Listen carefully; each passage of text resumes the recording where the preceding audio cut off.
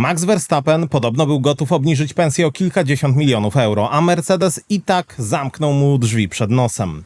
Potem przyszło Silverstone i Red Bull znowu go zawiódł. Ta historia może skończyć się transferowym domino, w którym Red Bull traci Verstappena, McLaren traci Piastriego, a cała Formuła 1 budzi się z układem kierowców, którego jeszcze niedawno nikt nie brał na serio. Piastri może aktywować swoją klauzulę już za 2 wyścigi. Verstappen również, ale on ostateczną decyzję może przeciągać aż do października. Na McLaren może właśnie znaleźć się w samym centrum największego transferowego burdelu ostatnich lat. No bo tutaj nie chodzi już tylko o fotel w bolidzie. McLaren może zrobić z Maxa twarz całej marki.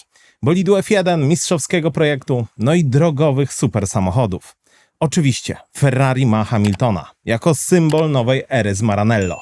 McLaren z Verstappenem mógłby na to odpowiedzieć. Lewis kontra Max, Ferrari kontra McLaren. Na w tle jeden z największych transferów w historii Formuły 1. No a to wszystko zaczęło się od tego, że tylne skrzydło Verstappena nie zamknęło się prawidłowo drugi wyścig z rzędu. Był to już trzeci taki przypadek, w którym jego samochód stracił stabilność przy wejściu w strefę hamowania. Pamiętacie Melbourne? Po Silverstone Max powiedział, że chciał po prostu wrócić do domu i zapomnieć o Formule 1. A niedługo później Motorsport Italia poinformowało, że Mercedes, zamiast gonić po jego podpis, miał go odrzucić. Podobno Max zszedł ze swoich oczekiwań finansowych z 80 milionów euro do 50. To oznaczałoby około 37% obniżki pensji. Obniżki pensji, tak naprawdę sama obniżka byłaby większa niż pensja Lewandowskiego za jego najlepszych czasów. No i odpowiedź Mercedesa nadal brzmiała nie. Punktem spornym miała być długość kontraktu. Max chciał 3-letniej umowy. Na to Wolf nie robi takich umów, nie robi 3-letnich umów, przynajmniej nie takich, których nie można zerwać, które nie zostawiają Mercedesowi odpowiedniej kontroli. No dobrze, no ale co tak naprawdę wydarzyło się przed trybuną Lando? Zanim Max się obrócił, jechał po dość nieoczekiwane podium, choć sam przyznał, że gdyby na nim dojechał, no to Red Bull Racing na nie nie zasługiwał. No ale nie dojechał, bo tylne skrzydło jego RB22 zostało częściowo otwarte. Samochód stracił przyczepność tylnej osi, no i wpadł w żwir. To była podobna awaria do tej, którą widzieliśmy tydzień wcześniej w Austrii, chociaż tym razem bezpośrednia przyczyna była trochę inna. Słowa Maxa po wyścigu były całkowicie zrozumiałe. Jeśli coś takiego dzieje się raz, można jeszcze powiedzieć okej, zdarza się. Ale jeżeli dzieje się drugi raz, to jak sam powiedział, zaczyna być dla niego niebezpieczne. Jego szef nie próbował udawać, że irytacja Maxa jest bezpodstawna. To była kolejna awaria mechaniczna, która zrujnowała mu wyścig. Jeżeli doliczymy do tego to, co wydarzyło się podczas kwalifikacji do Grand Prix Australii, gdzie potem widzieliśmy Maxa przebijającego się z 20 miejsca do solidnej pozycji w środku stawki, mniej więcej w okolicach pierwszej piątki, no to zaczyna nam się układać szerszy obraz tego problemu. No a przecież być może mogliśmy wtedy zobaczyć nawet walkę o podium już w pierwszym wyścigu, a to mogłoby zupełnie zmienić ton całego sezonu dla Red Bulla. No i jeżeli Max mówi o swoim samochodzie, że nie daje poczucia bezpieczeństwa i że jego prowadzenie zaczyna być wręcz przerażające, no to moi drodzy, takie słowa znaczą i ważą znacznie więcej niż wtedy, gdy powiedziałby to debiutant albo nawet ktoś pokroju Adjara, który jest na radiu po prostu frustratem. W ich przypadku wielu ludzi mogłoby uznać, że to szukanie wymówek. No a w przypadku Maxa? No nie bardzo. Tego argumentu po prostu nie da się tak łatwo zbić. W rezultacie Max nadal jest 7. w klasyfikacji mistrzostw i traci aż 78 punktów do George'a Russella, który zajmuje to kluczowe drugie miejsce w kontekście potencjalnej klauzuli odejścia Verstappena. A przy 2 wyścigach do przerwy letniej matematycznie niemożliwe jest już, żeby Max odrobił tę stratę, no i wskoczył na P2. Innymi słowy, jeżeli te doniesienia są prawdziwe, sportowy warunek pozwalający mu odejść z Red Bulla został już właściwie spełniony. Klauzula jest więc uzbrojona, ale jeszcze nie została odpalona. I tutaj pojawia się najważniejszy haczyk. Według BBC Sport i The Times Verstappen nie musi formalnie informować Red Bulla o swojej decyzji aż do okolic października. To oznacza, że sama furtka może już być otwarta przy przerwie letniej, ale Max nie musi od razu przez nią przechodzić. Może trzymać Red Bulla w niepewności jeszcze przez kilka miesięcy. No i właśnie dlatego to jest dla zespołu największy problem. Mogą wiedzieć, że warunek odejścia został spełniony, ale nadal nie muszą wiedzieć, czy Max faktycznie z tej możliwości skorzysta. No a biorąc pod uwagę, że sam Max spodziewał się podobnych problemów, także na kolejnych torach, no to trudno zakładać, że sytuacja sportowa Red Bulla nagle poprawi się na tyle, żeby całkowicie zmienić jego nastawienie. Dlatego wygląda na to, że temat klauzuli będzie wisiał nad zespołem jeszcze długo. No a Red Bull dobrze zdaje sobie sprawę z tego, że to będzie dla nich mega trudna sytuacja. Pamiętacie doniesienia, że zespół miał podobno zaoferować wykupienie klauzuli odejścia Verstappena? Max miał powiedzieć nie. Może chodziło o przesunięcie terminu decyzji na wcześniejszą datę, żeby Red Bull po prostu mógł przygotować plan awaryjny. Według doniesień na to również się nie zgodził. No i krótko mówiąc, Max chce mieć pełną kontrolę nad tym, kiedy i czy w ogóle zdecyduje się na jakikolwiek ruch.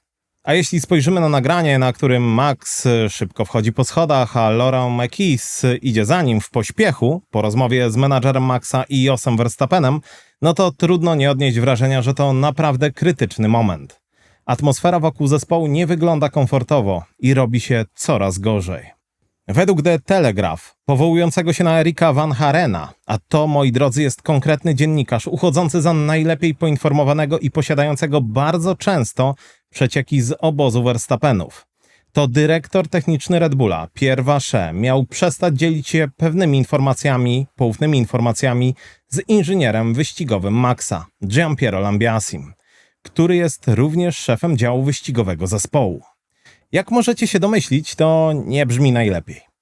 No ale zwłaszcza to, że Lambiase ma być związany z McLarenem od 2028 roku, a być może nawet wcześniej. Patrząc na obecny rozwój wydarzeń, to całkiem możliwe. W typowej sytuacji, jeżeli ktoś odchodzi do bezpośredniego rywala, no to oczywiście zespół ogranicza mu dostęp do pewnych informacji. To jest normalne. Nie rozdajesz rodzinnego srebra komuś, kto za chwilę może wynieść je do sąsiada. Problem w tym, że to nie jest typowa sytuacja.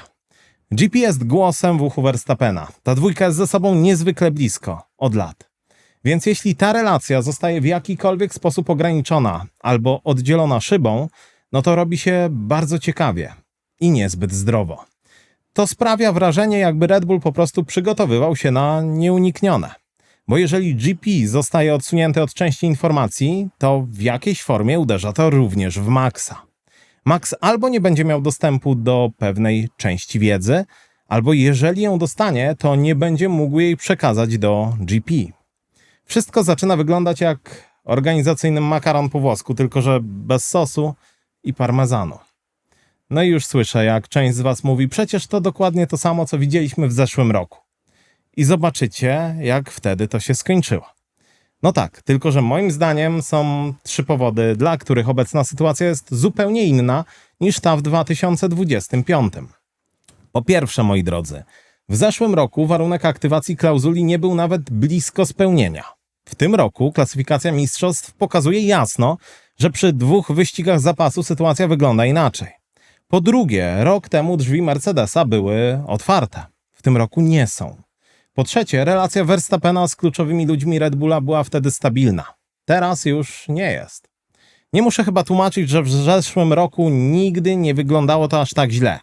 Więc kiedy ktoś mówi wam, że to ta sama historia, to z całym szacunkiem, ale która z tych 3 różnic się nie liczy? No właśnie, Mercedes. Zespół, który obecnie prowadzi w obu klasyfikacjach, chociaż Ferrari w ostatnim czasie wcale nie ułatwia im życia. Szczególnie teraz, gdy obaj ich kierowcy mają już na koncie zwycięstwa w Grand Prix. Toto Wolff jest w bardzo komfortowej pozycji. Nadal ma szybki, choć dość kruchy samochód, który może walczyć o zwycięstwa w obu klasyfikacjach. To wciąż bardzo konkurencyjna maszyna, muszą tylko tak naprawdę opanować problemy z niezawodnością. A kiedy to zrobią, będą w świetnej sytuacji. Na ten moment mają 2 kierowców, którzy są prawdziwymi ludźmi Mercedesa. Przeszli przez ich system i dokładnie wiedzą, czego cały ten mechanizm od nich oczekuje. Jak wspominałem wcześniej, według Motorsport Italia Verstappen był gotów zaakceptować obniżkę pensji, żeby doprowadzić do umowy na 2027 rok z Mercedesem i potencjalnie wypchnąć Russella z tego zespołu. Ale wtedy pojawił się problem długości kontraktu. Potem mieliśmy oczywiście całe zamieszanie po wypowiedzi Ralfa Schumachera, który zasugerował, że oferta Mercedesa dla Maxa nie była finansowo szczególnie atrakcyjna. Jos Verstappen szybko to skontrował i zarzucił mu podawanie błędnych informacji. Jak możecie więc zauważyć, zrobiło się coś jak klasyczne Formuła 1. Ktoś coś zasugerował, ktoś inny natychmiast temu zaprzeczył, no a na końcu wszyscy wiemy mniej więcej tyle samo, tylko że mamy trochę większy ból głowy. Do tego dochodzą informacje BBC Sport i The Times, według których Verstappen nie musi informować Red Bulla o zamiarze odejścia aż do października. To oznacza, że teoretycznie nadal jest czas, żeby jakieś rozmowy doprowadzić do końca, nawet jeżeli Mercedes podobno zamknął przed nim drzwi. No albo po prostu menadżer Maxa utrzymuje wszystkie opcje na stole, niezależnie od tego, czy są realne, czy nie. Bo możliwość wyboru to coś, czego Max na pewno teraz potrzebuje. Ale jest jeden fragment, który powinien wam naprawdę pozostać w głowie. Kiedy Toto Wolff został zapytany przez The Limburger o sytuację kontraktową Maxa, to przytoczył żartobliwą wymianę zdań z jego menadżerem. Na pierwszy rzut oka można to potraktować jako zwykły żart. No i nic więcej. Ale Toto jest człowiekiem, który jeżeli już coś mówi, to za jego słowami zwykle stoi jakaś intencja. Oto ta wymiana. Powiedziałem jego menadżerowi, Raimondowi Vermeulenowi, że jeżeli w przyszłym roku będziemy mieli najlepszy samochód, to będziemy musieli zapłacić tylko 10% z tych 100 milionów euro. On powiedział, jesteś skąpym Austriakiem. Odpowiedziałem, że on jest chciwym Holendrem. No i tak, to miał być żart. Ale później Toto najwyraźniej dostał dokładnie tę przewagę negocjacyjną, o której wtedy żartował. Zbudował najszybszy samochód. No a w każdym razie na tym etapie może to mieć duże znaczenie. No bo Kimi i George są zablokowani na 2027 rok. Raimond Vermeulen może chcieć podtrzymywać temat jeszcze trochę dłużej, na wypadek ruchu w ostatniej chwili albo możliwości aktywowania klauzuli odejścia. Ale na ten moment nie wygląda na to, żeby Max miał trafić do Mercedesa. Więc dokąd miałby pójść Max, zapytacie? Oczywiście możliwe jest, że zmieni zdanie w sprawie rocznej przerwy i poczeka, aż układ sił stabilizuje się w środku cyklu regulacyjnego, czyli do 2028 roku. No ale rok poza Formułą 1 to jest ryzykowna gra, niezależnie od tego, kim jesteś. Ferrari ma Hamiltona, McLaren ma swoje kontrakty, a obóz Verstappena podobno rozmawia również z nimi, choć nie wiadomo, czy chodzi o przyszły rok, czy właśnie o 2028. Red Bull prawdopodobnie będzie czekał do samego końca, próbując doprowadzić do porozumienia, choć na ten moment wygląda to bardzo, bardzo niepewnie. No i właśnie to prowadzi nas do McLarena. Zach Brown bardzo chętnie o tym mówi, nawet jeżeli jednocześnie próbuje to ucinać. No to z pewnością przyciągał do tematu sporo uwagi.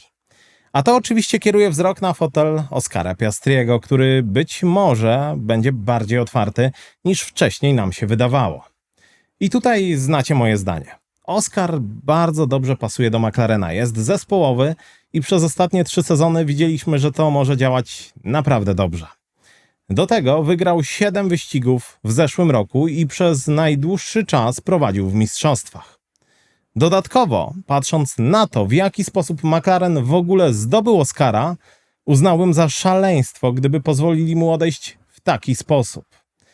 No ale potem przeczytałem o klauzuli Oscara. No i znowu, spekulacje wracają na stół. Ralf Bach z F1 Insider poinformował, że kontrakt Piastriego z McLarenem zawiera klauzulę odejścia powiązaną z jego pozycją w mistrzostwach w momencie przerwy letniej w tym sezonie. Próg ma być następujący. Miejsce poza pierwszą 5. Obecnie Oscar jest 6. Jeśli Bach ma rację, Oscar mógłby potencjalnie odejść, zanim zostałby wykopany. A jeśli szersze doniesienia o Verstappenie są prawdziwe i jego okno decyzyjne faktycznie trwa do października, no to McLaren może stanąć przed koszmarnym scenariuszem. No bo jeżeli sytuacja kontraktowa Piastriego rzeczywiście może otworzyć się już po 2 ostatnich wyścigach przed przerwą letnią, a Oscar będzie miał większą swobodę rozmów z innymi zespołami niż przed ostatnie miesiące, no to McLaren znajdzie się w bardzo trudnym położeniu. Zwłaszcza, że Verstappen może mieć swoją furtkę do odejścia z Red Bulla otwartą jeszcze przez długi czas i nie będzie składał żadnych deklaracji. Ta luka między dwoma terminami jest właśnie tym całym ryzykiem, o którym mówimy. Oczywiście McLaren ma bardzo solidną polisę ubezpieczeniową w postaci mistrza Formuły 2, Leo Fornaroliego. Na wypadek, gdyby coś wydarzyło się z Lando albo Oscarem. Ale z tego, czego dowiedziałem się ostatnio, istnieje również list intencyjny z Haasem. Możecie pomyśleć, Haas i McLaren, przecież oni żyją jak dobrzy kumple. Tak, wiem. Leo odbył u nich też test, ale sprawa poszła, jak się okazuje, dalej. Według The Race istnieje list intencyjny dotyczący wypożyczenia go do zespołu Ajo Komatsu. Jeśli te doniesienia są prawdziwe, to McLaren musi albo to porozumienie uszanować i stracić rezerwowego na rok, albo je zerwać i być może zapłacić Haasowi za całe to zamieszanie. Tak czy inaczej, z Fornarolim sprawa nie jest już tak prosta, jak mogłoby się wydawać. Mimo wszystko Oscar ma jeszcze 2 wyścigi, żeby wrócić do pierwszej piątki. W przeciwieństwie do sytuacji Maxa, bo w jego przypadku to matematycznie już nie jest możliwe. Wielu z Was zwróci uwagę, że miejsce Oscara w mistrzostwach nie wynika wyłącznie z jego winy. To nie jest problem tempa ani umiejętności. Ale jedna rzecz jest tutaj, moi drodzy, bardzo ważna. Na początku cyklu regulacyjnego, kiedy niezawodność jest znacznie większym problemem niż w późniejszych latach, wpisywanie do klauzuli odejścia zależnej pozycji w mistrzostwach robi się bardzo nieprzewidywalne. Są problemy z niezawodnością, problemy strategiczne i polityka dostawców. Bo tak, McLaren naprawdę mocno oberwał w tym roku przez politykę dostawcy, przez Mercedesa. Zak Brown i Andrea Stella jasno dawali do zrozumienia, że zostali zaskoczeni tym, co dzieje się po stronie Mercedesa. Jeżeli chodzi przede wszystkim o to, co będzie im dostarczane, a czego nie będą otrzymywać. I wszystko to jest całkowicie legalne. Ale sama klauzula odejścia nie interesuje się żadnym z tych niuansów. Nikt tu nie siada przy herbacie i nie mówi, dobrze, ale czy te punkty straciłeś przez siebie, strategię, silnik, czy może przez to, że Robert Kubica znowu rzucił klątwę? Klauzula patrzy tylko na jedno, gdzie kierowca znajduje się w tabeli w konkretnym momencie. Chodzi mi o to, że problemy McLarena z jednostką napędową Mercedesa oczywiście utrudniły Oscarowi Piastriemu realną walkę w tym roku. Podobnie jak utrudniły to Lando Norrisowi, ale Lando też został dotknięty, ale jest lekko wyżej. Jest na 5. pozycji i ma jednak sporą przewagę. Oczywiście Piastri bardzo szybko powiedział w okolicach Silverstone, że wszystkie rozmowy o Red Bullu, odejściu Maxa i całej tej historii niewiele dla niego znaczą. Zak Brown również bardzo jasno stwierdził, że wszystko jest w porządku, że nie ma żadnych problemów i McLaren wcale nie będzie rozmawiał z Maxem. Ale pojawiło się wiele innych doniesień sugerujących, że w tej sytuacji jednak czuć napięcie. Kiedy Motorsport.com zadał Lando Norrisowi to samo pytanie, to ten odpowiedział, że chętnie przyjąłby wyzwanie jazdy z Verstappenem jako zespołowym partnerem. Oscar oczywiście założył, że to on byłby tym, który musiałby odejść, żeby zrobić miejsce Maxowi. Ten sam portal poinformował również o pewnym poruszeniu. Management Piastriego miał negatywnie zareagować na to, że rozmowy o Verstappenie nabierają tempa. Trzeba przyznać, że Zak pozwolił, aby ten temat urósł. I nie sądzę, żeby obóz Piastriego był szczególnie zadowolony z tego, co tutaj się dzieje. Możecie też pomyśleć, dobrze, czyli wszystko sprowadza się do jednostek napędowych. W dużej mierze tak, bo to jest coś, czego McLaren naprawdę nie kontroluje. Ale nie można powiedzieć, że wszystkie problemy McLarena wynikają z Mercedesa. Sami też mieli kilka solidnych wpadek. W Kanadzie zepsuli strategię, w Austrii problem dotyczył integracji, McLaren po prostu nie był w stanie odpowiednio wszystkiego połączyć. A już podczas shakedownu i testów przedsezonowych pojawiły się sygnały, że coś takiego może się dziać. I tak, McLaren próbuje bardzo szybko rozwiązać te problemy i pokazać Oscarowi oraz Lando, że kontroluje sytuację, ale nadal są rzeczy, których McLaren nie może rozwiązać. A dokładniej, nie może rozwiązać samego faktu, że jest zespołem klienckim. Możecie powiedzieć, Przecież to nie przeszkodziło im pod koniec 2023 roku, a potem w 2024 i 2025. Wygrali wtedy Mistrzostwo Konstruktorów. To prawda, ale w erze efektu przypowierzchniowego była to przede wszystkim formuła oparta na aerodynamice, z której Mercedes przez długi czas nie mógł wyjść, bo wdepnął w gówno. Następnie Stella potwierdził, że McLaren przywiezie pakiet poprawek na Grand Prix Węgier, czyli ostatni wyścig przed przerwą letnią. Samo w sobie to jest dość wymowne, no bo wygląda jak ostatnia próba, by być może dać Oscarowi cenne punkty i pomóc mu wrócić do pierwszej piątki. No ale czyim kosztem? Lando? Sprawie też nie pomaga to, że Mercedes mimo posiadania najszybszego pakietu to nie ma najbardziej niezawodnego samochodu. Są już bardzo bliscy kary przesunięcia na starcie związanej z właśnie niezawodnością.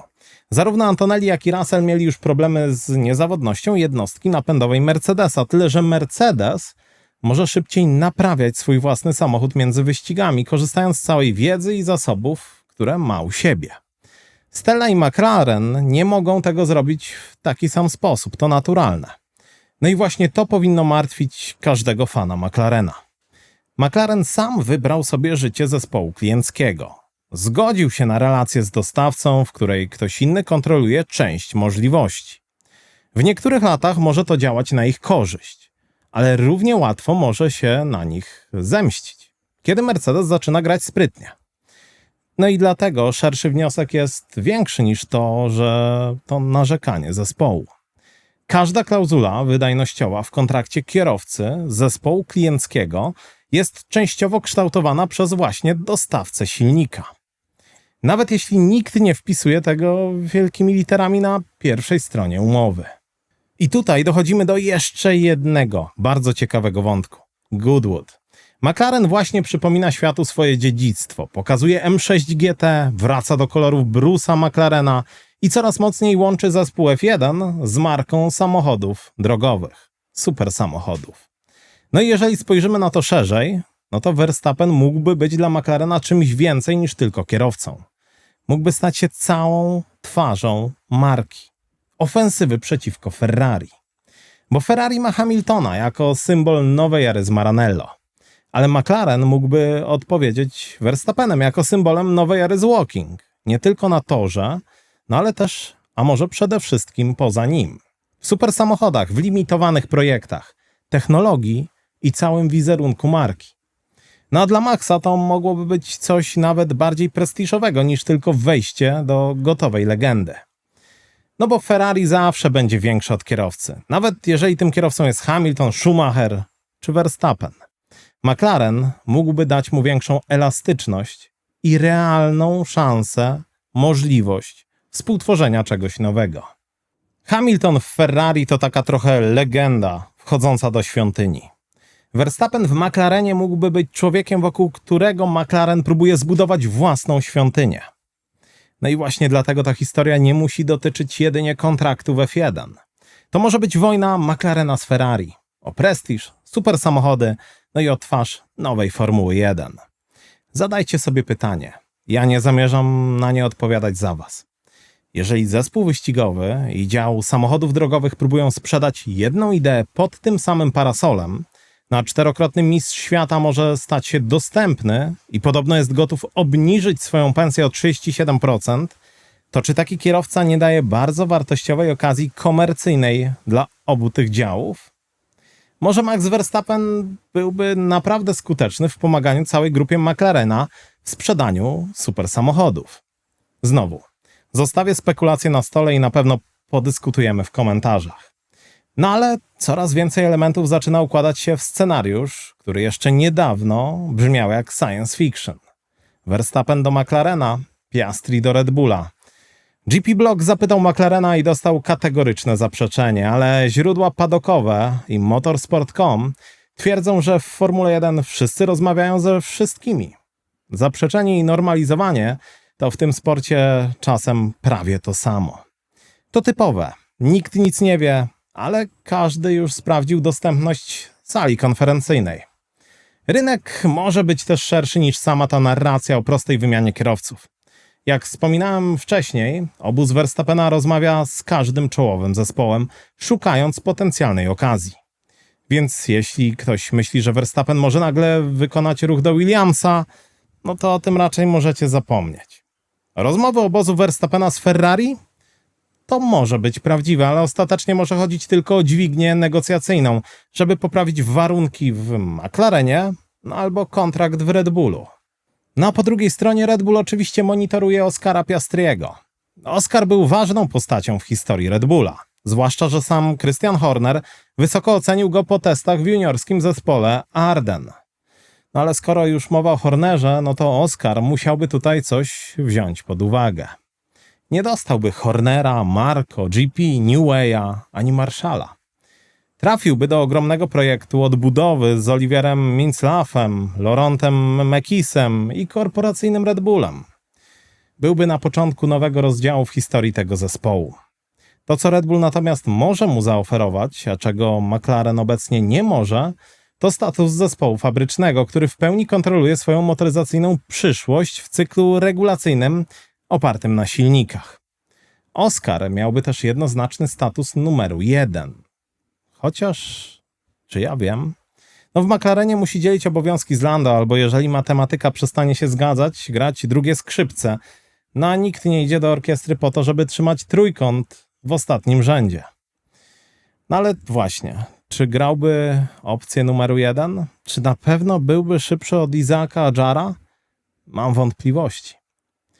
No i czy infrastruktura Red Bulla byłaby w stanie sprostać temu, co Oscar już widział w McLarenie? To dopiero się okaże. Musimy poczekać i zobaczyć, czy nowa generacja Red Bulla będzie w stanie dorównać reputacji starej gwardii, choć według mnie to bardzo wątpliwe. Dorzucę tu jeszcze jedną możliwość, choć to jest tylko spekulacja i nikt tego nie przytacza, to po prostu moja spekulacja. Jest jeszcze Audi, które teoretycznie może zaoferować podobne rzeczy. Status zespołu fabrycznego, rolę numeru 1 obok Gabriela Bortoleto, oczywiście jeżeli Nico Hülkenberg zdecyduje się kontynuować swoją karierę poza strukturami firmy, albo zostanie z jakiegoś powodu brutalnie odsunięty. No ale chcę jasno zaznaczyć, nie ma żadnych dowodów sugerujących, że Piastri jest tym zainteresowany. Mówię tylko, że istnieje pewne prawdopodobieństwo między tymi ofertami, tymi zdarzeniami, no i są w sumie dość podobne. Oczywiście Audi na chwilę obecną jest niżej, no ale ma potencjał. W każdym razie wszystko sprowadza się do tego, że Verstappen nie ufa już swojemu samochodowi i nie ufa już również swojemu zespołowi. Teoretycznie ma uzbrojoną klauzulę odejścia, gotową do naciśnięcia przycisku, ale nie ma jeszcze konieczności, żeby faktycznie zrobić klik. Tymczasem sytuacja Piastriego może otworzyć się wcześniej, bo tabela mistrzostw nie tłumaczy, w jaki sposób kierowca stracił punkty. I to jest cały żart tej sytuacji. Te kontrakty są pisane tak, jakby Formuła 1 była całkowicie sprawiedliwa, równa i idealnie zbalansowana. A jak możecie sobie wyobrazić, w rzeczywistości Formuła 1 z idealną sprawiedliwością ma tyle wspólnego, co polska reprezentacja w piłkę nożną z mistrzostwami świata. Dlatego nie spodziewałbym się szybkiego rozwiązania. Na pewno jest to sytuacja znacznie bardziej złożona niż jeszcze tydzień temu. No i moi drodzy, co o tym sądzicie? Będziemy mieli roszadę, czy nie? Komentujcie, podyskutujmy, a tymczasem dzięki za oglądanie. Cześć!